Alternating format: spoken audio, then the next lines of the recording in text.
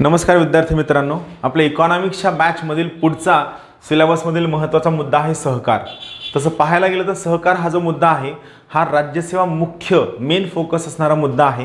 सहकारावर शक्यतो राज्यसेवा पूर्वमध्ये कधीही प्रश्न विचारला जात नाही, पण सहकारावर हा जो सहकार टॉपिक आहे हा राज्यसेवा मुख्य आणि जो ॲग्रो इकॉनॉमीचा पार्ट आहे त्याच्यावर मात्र यावर नक्की प्रश्न विचारला जातो. म्हणून मी तुम्हाला सुचवल सहकार सगळ्यांनी चांगला करून ठेवा. सहकार ज्यांना सुरुवातीला काहीच कळत नाही त्यांनी सहकार हा टॉपिक कोळंबे सरांच्या पुस्तकामधून वाचा. खूप सोपा, सुटसुटीत आणि सोप्या भाषेत दिला जेणेकरून तो तुम्हाला लवकर कळेल. सहकारामध्ये आपण काय काय शिकणार आहोत तर थोडे इंटरेस्टिंग भाग आहेत. सगळ्यात महत्त्वाची गोष्ट सहकार म्हणजे काय, अर्थ काय, उद्दिष्ट काय, सहकाराचे नवीन तत्व काय आहेत. इथं आणखीन एक लक्षात ठेवा, तुम्ही जर आयोगाचे मागील प्रश्न जर पाहाल तर त्यामध्ये सहकाराची तत्व ही लक्षात राहण्यासारखी आहेत किंवा अर्थ काय, संकल्पना काय यावर प्रश्न येत नाही. आला तर तो एवढा सोपा असतो की प्रत्येकाला त्या प्रश्नाचं उत्तर येणार असतं. प्रश्न कुठे येतो, महाराष्ट्र आणि भारतातील सहकार चळवळीची जी वाढ आहे याच्यावर प्रश्न येतो. वाढ आहे याचा अर्थ काय की या ठिकाणी महाराष्ट्रानं कोणते कायदे केलेत, पहिला कायदा कोणता, दुसरा कायदा कोणता, तिसरा कायदा कोणता, भारतानं कोणते कायदे केलेत, या सगळ्या कायद्यांबद्दल जे विस्तृत चर्चा केली जाते त्यावर या ठिकाणी प्रश्न विचारला जातो. म्हणून लक्षात ठेवा, महाराष्ट्र आणि भारतातील सहकार चळवळीची वाढ यावर प्रश्न असतो. सोबतच यावर्षी सिलेबसमध्ये एक नवीन मुद्दा ॲड केला, तो आहे स्वयंसहायता गट. म्हणजे काय, याला आपण म्हणतो सेल्फ हेल्प ग्रुप. म्हणजे काय, महिलांचे बचत गट. हा थोडा महत्त्वाचा मुद्दा आहे. यावर RBI सुद्धा फोकस करते. सर्वसमावेशकता, फायनान्शियल इन्क्लुजन आणण्यासाठी बचत गट कोणत्या पद्धतीने काम करत आहे. तर तुम्हाला काय लक्षात ठेवायचं आहे, यावर बचत गटाचा अर्थ काय हे सगळ्या जगाला माहिती आहे. फक्त प्रश्न कुठं असेल तर या बचत गटावर ज्या सर्व सरकारी योजना आहेत या सरकारी योजनांवर प्रश्न विचारला जाईल. ही सगळ्यात महत्त्वाची बाब आहे. या सरकारी योजनांवर प्रश्न विचारून त्यानुसार वर्कआउट होईल. त्यानंतर राज्याचं धोरण, सहकार क्षेत्राच्या बाबतीत राज्याचे कायदे, त्यांचं पर्यवेक्षण, लेखापरीक्षण आणि सहाय्य यावर प्रश्न असतील. महाराष्ट्रातील सहकार समस्या, तसं पाहायला गेलं तर सहकार हा सगळ्यात स्ट्रॉंग कुठं असेल, महाराष्ट्रामध्ये आहे. खास करून तुम्ही पश्चिम महाराष्ट्राचा एवढा विकास होण्यामागं काय कारण असेल तर त्यांचा असणारा स्ट्रॉंग सहकार हे सगळ्यात मेन कारण आहे. आणि जागतिक स्पर्धेच्या पार्श्वभूमीवर सहकार कुठं अडकला आहे, त्याचं भवितव्य काय याबद्दल सुद्धा प्रश्न असणार आहे. हा एवढा डायनॅमिक टॉपिक आहे की तुम्हाला फक्त परीक्षेच्या दृष्टीने नाही तर ओव्हरऑल तुमच्या महाराष्ट्र विकासामध्ये सहकाराची काय भूमिका असू शकते त्यावर सुद्धा तुम्हाला माहीत असायला हवं. सहकारावरील प्रश्नांचा जर विचार केला तर पहा, 1, 6, 2, 4, 3, 5, 6, 7, 6 म्हणजे ॲव्हरेज जवळपास 5 ते 7 प्रश्न यावर विचारले जातात. म्हणून हा टॉपिक महत्त्वाचा आहे.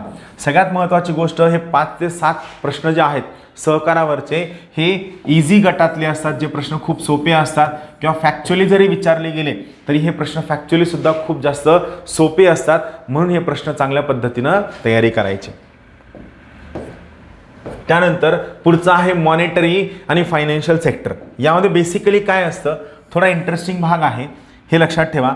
यामध्ये सगळ्यात महत्त्वाची गोष्ट RBI त्याचं मौद्रिक आणि पतधोरण हे तर आहेच, पण सगळ्यात महत्त्वाची गोष्ट भाववाढीचं लक्ष. म्हणजे काय, मगाशी मी तुम्हाला सांगितलेलं मॉनिटरी पॉलिसी फ्रेमवर्क ॲग्रीमेंट जे कुणानुसार होते, उर्जित पटेल कमिटीने दिलेल्या रिकमेंडेशननुसार मॉनिटरी पॉलिसी फ्रेमवर्क ॲग्रीमेंट बनवण्यात आली होती.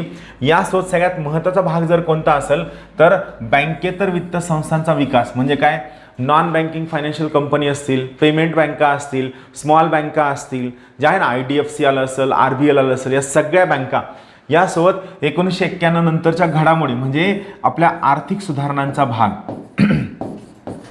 वित्तीय क्षेत्रामध्ये भारत सरकारने कोणत्या सुधारणा केलेल्या आहेत, ज्यामध्ये first generation reform, second generation reform, third generation reform. थोडक्यात आपण काय करणार आहेत, अगोदर सगळं इकॉनॉमिक्स शिकणार आहोत आणि सगळ्यात शेवटी आपण आर्थिक सुधारणा हा टॉपिक शिकणार आहेत. राहील लक्षात, कारण पर्पज काय आहे, आर्थिक सुधारणांचा पर्पज हा आहे की याच्या बेसिसवर आपण सगळं जे शिकलो या सगळ्यांचं रिव्हिजन करणं, ॲनालिसिस करणं आणि सध्या ते कोणत्या स्टेजवर आहे त्यावर काम करणं आपला मेन पर्पज असणार आहे. इथं लक्षात ठेवा, 1991 नंतरच्या घडामोडी, सेबीची भूमिका, वित्तीय क्षेत्रातील सुधारणा, इथं सेबी असेल, त्यानंतर IRDA असेल, ह्या सगळ्या गोष्टींना आपण शिकणार. त्यानंतर तुमचं जे FSDC financial stability development council, या प्रकारच्या सर्व संस्था आपण यामध्ये शिकणार आहोत. मार्कांचा विचार केला तर हा खूप महत्त्वाचा टॉपिक आहे. यामध्ये 15 प्रश्न, 34 प्रश्न, 15, 26, 23, 25, 29, 30 आणि 23 ॲव्हरेज यावर विचारल्या जाणाऱ्या प्रश्नांची रिसेंट इयर्समध्ये संख्या वाढली आहे.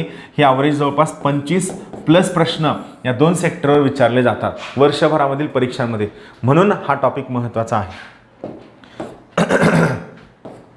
त्यानंतर पुढचा आहे सार्वजनिक वित्त आणि वित्तीय संस्था म्हणजे फायनान्शियल इन्स्टिट्यूशन. यावर प्रश्नांचं वेटेज हे जवळपास 18 ते 20 प्रश्न या सगळ्या टॉपिकवर विचारले जातात. मार्कांचं तुम्ही स्वतः पाहत राहा, कारण हे मार्क तुम्हाला जोपर्यंत कळत नाहीत तोपर्यंत कोणत्या टॉपिकवर फोकस करावं हे आपल्याला लक्षात येत नाही. याच्यामधला सिलेबस जर आपण पाहितला तर लक्षात घ्या, महसुलाचे स्रोत म्हणजे केंद्र आणि सरकारनं कुठून महसूल मिळतं, त्यानंतर सार्वजनिक खर्च, केंद्रीय स्तरावरील राज्य स्तरावरील खर्च, वृद्धी कारणं, सार्वजनिक खर्च सुधारणा. आपण तिथं काय पाहितलं होतं, कोणते सार्वजनिक खर्चाचे प्रकार आहेत, इथं आपण काय पाहतोय, सुधारणा पाहतोय. त्यानंतर कर सुधारणा, मूल्यवर्धित कर, GST हे सगळं, त्या सगळ्या त्रुटी. त्यानंतर भारतातील वित्तीय सुधारणा हे आपण पाहणार. थोडक्यात काय, अगोदरचा जो टॉपिक होता सार्वजनिक वित्त, या सार्वजनिक वित्त या टॉपिकमध्ये नेमक्या कोणत्या सगळ्या सुधारणा करण्यात आलेल्या आहेत, त्या सर्वच्या सर्व सुधारणा आपण या टॉपिकमध्ये शिकणार आहोत. हा जुना सिलेबसचा भाग आहे. यामध्ये वित्त आयोग असेल, त्यानंतर तुमचं नीती आयोग असेल, नियोजन कमिशनचं जुनं काम असेल, हे सगळंच्या सगळं यामध्ये डिस्कस केलं जाणार आहे, म्हणून हा टॉपिक महत्त्वाचा आहे. त्यानंतर पुढचा टॉपिक आहे तो आहे उद्योग आणि सेवा क्षेत्र.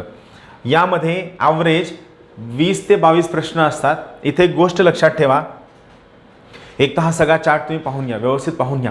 इथं काय लक्षात ठेवायचं आहे, तर इथं उद्योगांबद्दल सगळंच्या सगळं विचारलं जाणार आहे. इंडस्ट्रियल पॉलिसी रिझॉल्युशन म्हणजे काय, जुने उद्योगधंदे, नवीन उद्योगधंदे, स्पेशल पर्पज व्हेकल म्हणजे काय. इथं बघा, आर्थिक आणि सामाजिक विकासातील उद्योगांचं महत्त्व आणि भूमिका, त्याच्या वृद्धीचं स्वरूप, महाराष्ट्राच्या विशेष संदर्भासह भारतातील मोठ्या उद्योगांची संरचना, पब्लिक सेक्टर अंडरटेकिंग म्हणजे काय, त्यानंतर स्मॉल सेक्टर इंडस्ट्रीज म्हणजे काय, बिग इंडस्ट्रीज म्हणजे काय, हे सगळं त्यामध्ये असणार आहे. यासोबत मायक्रो स्मॉल मीडियम एंटरप्राइज यांचा अर्थ काय होतो, त्यांचे डेफिनेशन काय आहे, नवीन डेफिनेशन काय आहे, त्यांना वित्त कसं पुरवलं जातं, त्यांच्यामध्ये अडचणी काय आहेत, त्यांचा काय रीच आहे याबद्दल. त्यानंतर special economic zone, special purpose vehicle, आजारी उद्योग, त्याबद्दल उपाय आणि औद्योगिक धोरण, 1991च्या पूर्वीचे आणि नंतरचे सर्व औद्योगिक धोरणं यावर सुद्धा प्रश्न असणार आहे. जे सगळं मार्क केलेलं, हायलाईट केलेला गुलाबी पोर्शन आहे तो सिलेबसमध्ये नवीन ॲड झालेला आहे. भारताची व्यवसाय सुलभता म्हणजे काय, हा सोपा अर्थ आहे ईज ऑफ डुईंग बिझनेस, यावर सुद्धा प्रश्न असणार आहे. ईज ऑफ डुईंग बिझनेस हा महत्त्वाचा मुद्दा असणार आहे. त्यानंतर भारतीय श्रम हा इंडियन लेबरबद्दलचा सगळ्यात महत्त्वाचा मुद्दा आहे. या काय सुधारणा करायला हव्यात त्यावर हे प्रश्न विचारले जाऊ शकतात. आणि सगळ्यात शेवटचा टॉपिक आपण कव्हर करणार आहोत तो आहे आंतरराष्ट्रीय व्यापार आणि आंतरराष्ट्रीय कॅपिटल. यामध्ये थोडक्यात भारताच्या परकीय व्यापाराबद्दल सर्व विचारलं जाणार. भारताचा परकीय व्यापार, मगाशी आपण काय पाहितलं, थिअरी पाहितलं, इथं आपण ॲप्लिकेशन पाहणार आहोत. प्रश्न 16, 31, 20, 20, 15, 18, 23, 18, 21. ॲव्हरेज प्रश्न परत एकदा किती असणार आहेत, तर ॲव्हरेज प्रश्न असणार आहेत जवळपास 18 ते 22 प्रश्न या टॉपिकवर असणार आहेत.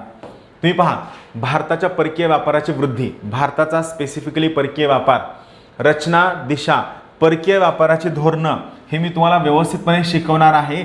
आणि सोबतच निर्यात प्रोत्साहन कार्यक्रम म्हणजे परकीय व्यापारातील ज्या सर्व स्कीम्स आहेत त्या सगळ्या स्कीम या ठिकाणी शिकवणार आहे. विदेशी भांडवलाचा प्रवाह, त्याची रचना आणि वृद्धी, शेअर बाजारातील परकीय गुंतवणूक, इतर व्यापारी परकीय व्यापारी कर्ज हे शिकवणं. यासोबतच आंतरराष्ट्रीय पतमापन संस्था म्हणजे काय, इंटरनॅशनल क्रेडिट रेटिंग एजन्सीज, जे मी करंट इव्हेंटच्या टॉपिकमध्ये कव्हर केलेलं आहे. आणि त्यासोबत भारतातील विनिमय दर व्यवस्थापन म्हणजे कोणत्या प्रकारचा एक्सचेंज रेट असतो, कन्व्हर्टिबिलिटी म्हणजे काय, हे सगळं आपण यामध्ये शिकणार आहोत. लक्षात ठेवा, हे सगळेच्या सगळे सिलेबसचे मुद्दे आपण उद्यापासून शिकायला सुरू करणार आहोत.